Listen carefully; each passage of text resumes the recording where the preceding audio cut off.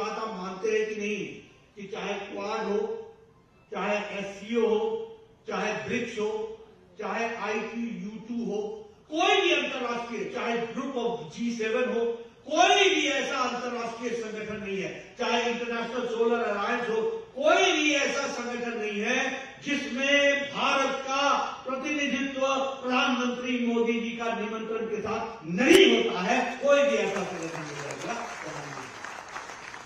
यानी भारत की आवाज मोदी जी के नेतृत्व में दुनिया की आवाज है।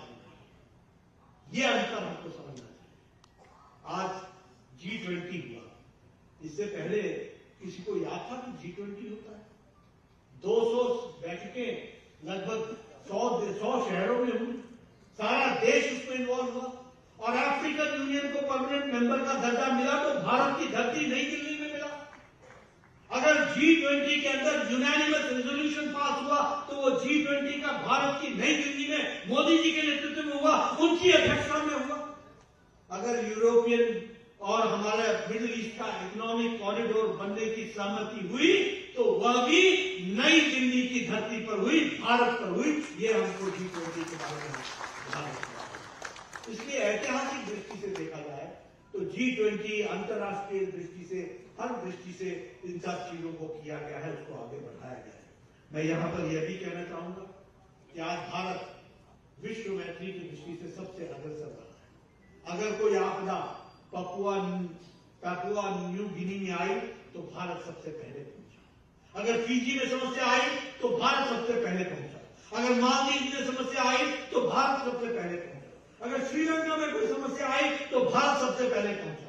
अगर नेपाल में भूकंप आया तो सूर्यास्त से पहले भारत के डॉक्टर और भारत की दवाइयां पहुंच गई। ये भारत का भरोसा है। अगर अफगानिस्तान से भारतीयों को लाने की बात आई तो भारत सबसे आगे है। अगर यूक्रेन से बच्चों को लाने की बात आई तो भारत ने, प्रधानमंत्री मोदी जी ने ज़ेलेंस्की से बात की, पुतिन से बात की, विश्व युद्ध का विराम कराया और भारत के बच्चे तिरंगा झंडा लेकर के सकुशल वापस भारत आए। यह भी हम लोग यमन से हमारी बहनों को लाने का, नर्स बहनों को लाने का काम हुआ तो वह भी सकुशल हुआ।